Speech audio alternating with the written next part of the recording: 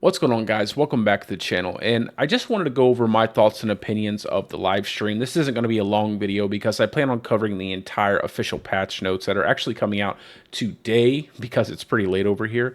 But overall, I'm pretty excited about Season 3. And the first thing I'm really excited about is that pet companion. Now, this is something I thought we were going to get in Season 2 with the way they were discussing the companion for the quest line. But it just turned out to be a normal quest line companion that didn't really stay with you throughout your entire playthrough of Season 2. Now, the pet companion we're getting for Season 3 is going to be an entirely customizable pet companion that sticks with you through your entire playthrough of Season 3. And I think the coolest thing that I heard is that it's going to be as strong or at least comparable to your overall player character. Now, this is something that's different for me because most games I play, pet companions typically have nothing unique about them, or they just becoming a walking buff that follows your character around. The damage is typically pretty minimal and not comparable in any way to your character, and usually they're just there to give you an aura of added damage or some kind of survivability. But that doesn't seem to be the case for this pet companion. It seems like we're going to be able to really ramp up the damage it can deal, or even turn it into a walking buff companion that basically help us through our journey through Season 3. The second thing I'm really excited about is to really tackle that content they've created specifically for Season 3. I mean, all the dungeons look pretty cool. The idea of this trap system that you have to avoid to give yourself an increased reward at the end of the dungeons sound pretty cool. And that there's going to be some kind of overland mechanic as well that allows you to farm up different items, so that way it increases your chances of making it to the end of those dungeons with all your stacks so you can get a bigger reward. I'm almost kind of sad to think that something like this could actually go away at the end of Season 3 because it feels like a really unique mechanic, something completely outside of what's in the game currently. You know, the vampiric powers were, pretty fun overall, but it was just something that directly buffed your character, and, taking those away wasn't that big of a deal. Same thing with the malignant hearts in Season 1. But having an entire companion pet, as well as all of these new areas created and the different enemy types, I really hope they keep a lot of that stuff going into Season 4.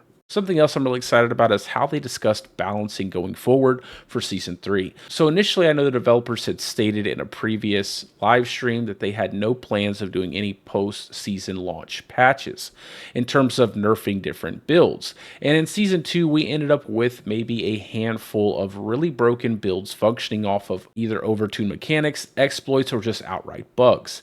And I'm really happy to see that, their plan is to be a little bit more conservative with their balancing, but come back in mid-season and just kind of help bring some alignment to the different classes if there is a build or two that are completely blowing everything else out of the water. And I actually think that's a very good way of maintaining balance throughout the season. Now, as I stated in another video, my initial plan was to start the season off with a hardcore character so I could race to level 100 and get to those leaderboards. But now that I know the gauntlet is coming mid-season, I'm definitely going to be starting out on my very first softcore character for the season.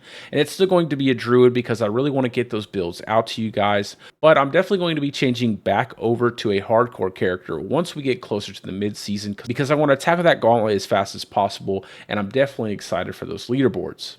Now, something to keep in mind is even though that they are creating these fixed seed dungeons, allowing for the most fair way possible to complete leaderboards, this isn't going to change the fact that there will be a meta that is established, and there will probably be one or maybe two builds for each class that actually will be able to complete that content and gain as many points as possible. So we will still probably pigeonholed into the leaderboards with specific builds, but hopefully with the patch notes coming, they'll have made significant changes across all classes so that we will have more build viability going into Season 3. Now, for something I was looking forward to, but it doesn't seem like they've put a date on specifically, even though they had previously said it was going to be for Season 3, was the codex changes. So apparently they have decided that they don't really have a time frame on when they're going to be removing the aspects from our inventory and putting them directly into our codex. So that is a bit of a letdown for me. However, they are adding another page of stash space to make up for that, so that'll be pretty nice. And also the companion pet will be completely separate from our own inventory, so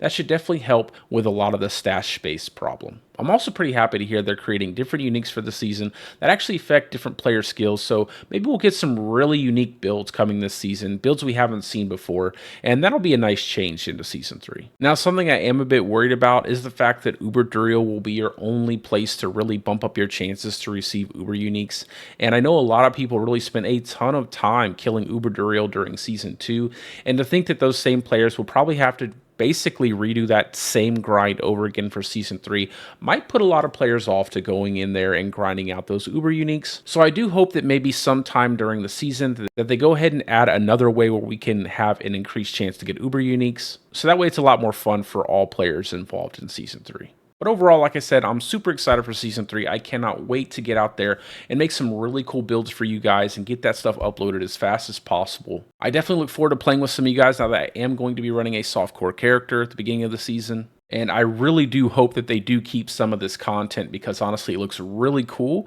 And I really like the idea that we have a meaningful pet companion that's going to do some really cool stuff and add a lot to our overall experience in season 3. Well, let me know what you guys think down in the comments section. What's your opinion on season 3 and all the different announcements they've made, as well as all the different things that you hope to read in the official patch notes that are coming today? But with that being said, I hope you guys are having a great day or a great night, depending on wherever you're from, and peace out, guys. I will see you in the next one.